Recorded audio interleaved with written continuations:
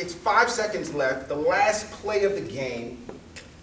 The home team is down 1 point, in position to score, and the quarterback takes the snap, begins to roll out, and he has a receiver in the corner who's wide open, but he chooses to run and he gets tackled just before he makes it to the goal line.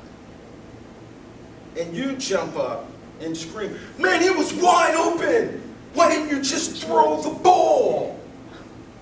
A blind man could have saw him over there in the corner. What are you doing?" Now let me ask you this question. From that seat, as an observer of the game, is your vantage point of the field the same as the quarterback's? No. What's the difference? Hmm? They're in the action. Oh, they're in the action. What happens when you're in the action? You can't really assess the whole situation. You can only assess what's in front of you, and you make the decision. faster. because- Things are moving faster. Angie? When you're in the stands, you have zero responsibility for what's going to happen. So there's no pressure on you. There's no pressure. You don't have a headphone in your ear with like coaches and offensive coordinators screaming at you or telling you what to do. You don't have any of the context of what happened before that, what you were told to do, where the players are supposed to go.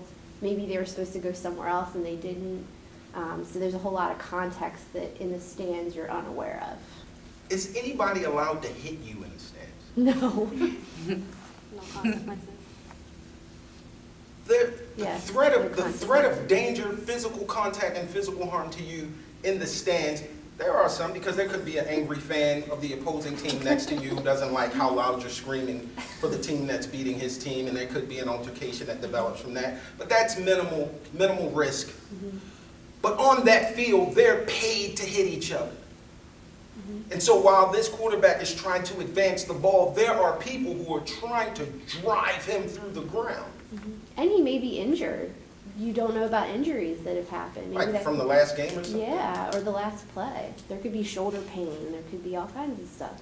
You know? Now, we can't see that in the stands. We're very passionate in the stands. Oh yeah. Very passionate.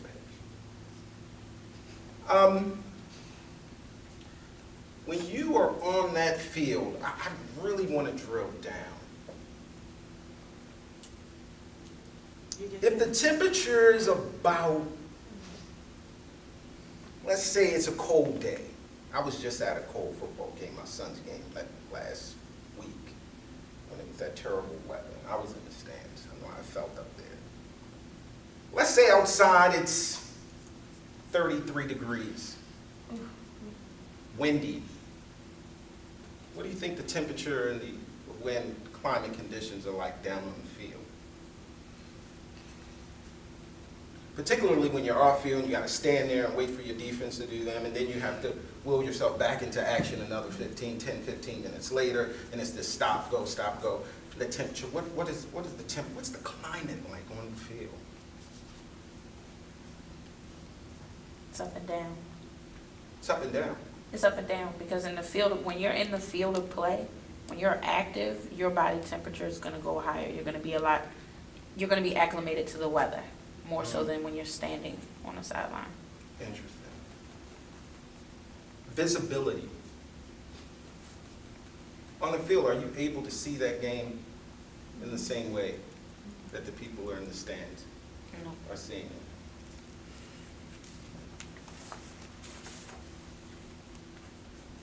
Good athletes, the greats, seem to have one thing in common. They call it field generalship, court awareness. It's the sense that develops out of experience, practice, in the real-time environment of play, where you learn to hone your awareness and your ability to see in the midst of chaos. It's the Achilles heel of rookies who who may have played at a lower level of competition, perhaps high school or college, the game just wasn't as fast. They had more time to make decisions. And then you get put in this setting where there are the best of the best, who are the fastest of the fast. And this game turns up 4 or 5 notches. And everything you used to do that used to work doesn't work anymore.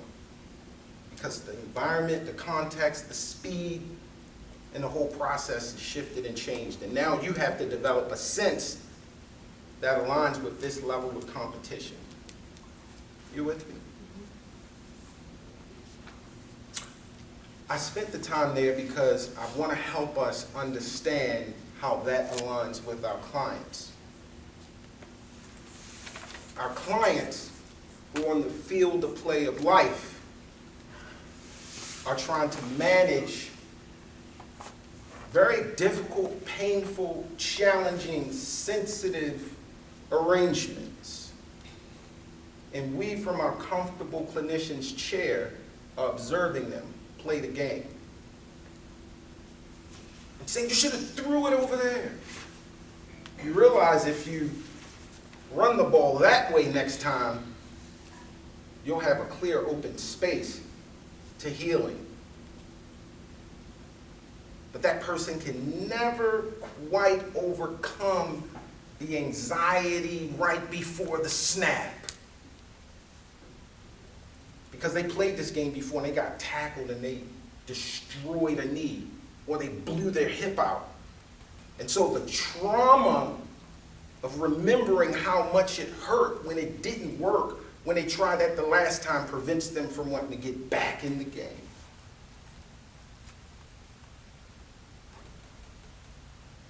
We're talking about mirrors, helping people observe and manage their own process. So, as a helper, as a clinician, instead of calling out plays and giving directives, what we want to do is illustrate for our clients what we observe them doing and empower them to alter their playbook.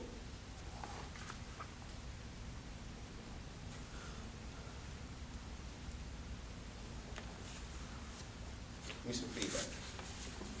Tate. I think it's interesting because even athletes have the opportunity to do play review after the games to see Yes, they do. what they did wrong, what they could have improved. That's their mirror. Yes, yes. They do use game tape. Yes, sir. I think that metaphor sort of reinforced the piece that you talked about earlier in terms of individuals being able to obtain mastery of self-awareness, and they become much better at assessing others because of the speed of the game. Because at the point that you're observing yourself, or in a different context, if you're working with your family, right? Work is, from my experience, work is a lot more difficult with your own family opposed to working with families that are technically your clients, because the pace is different. Yes. And again, you may not have spent a lot of time and focus with attempting to gain mastery in that area. Yeah. And the probability of injury is higher for you when you're doing it in your own family. Yeah. It's a very good example. So, mirrors. I want to talk about the specific mirrors that fall under the Magic Mirror banner. The first mirror, and I also want to illustrate for you that reflective process has layers because we have layers. There are parts of us that are topical, surface, and then there are very deep parts of us. The depth of us we'll find in our soul. That's where your emotions hang out. You know, that's where your deepest values, what means the most to you, your passion is there. All of that is in your soul. That's deep because we have to protect that. That's we only give access to those who we have determined as worthy of access to that very sensitive place. Surface level, you know, just stuff we say. You know, the masks we wear, the impressions that we want to give others that may or may not align with where we really are, but it works for me in this situation, and at least it'll be able to give the people around me what they need so I can move past this point to the next point. You know, it's that surface stuff. We know the surface stuff, right? The cover. Huh? The cover. The cover, yes. The cover. Yeah, I'll just call it the, you know, the what we do. That's what we do. And so mirrors recognize that there are layers, that there's this surface, and then there's this depth. Now, what we want to be very careful of as practitioners and clinicians, we have to be very careful and mindful that this exists, that this idea of a surface and a depth exists in all of us. Therefore, certain interventions make more sense once you have established the relationship with the client that warrants that level of intervention.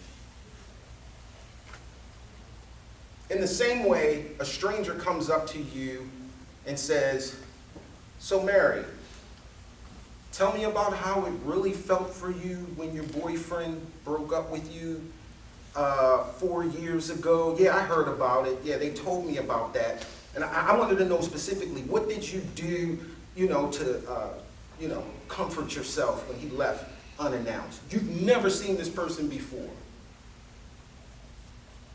How would that appear to you? Invasive.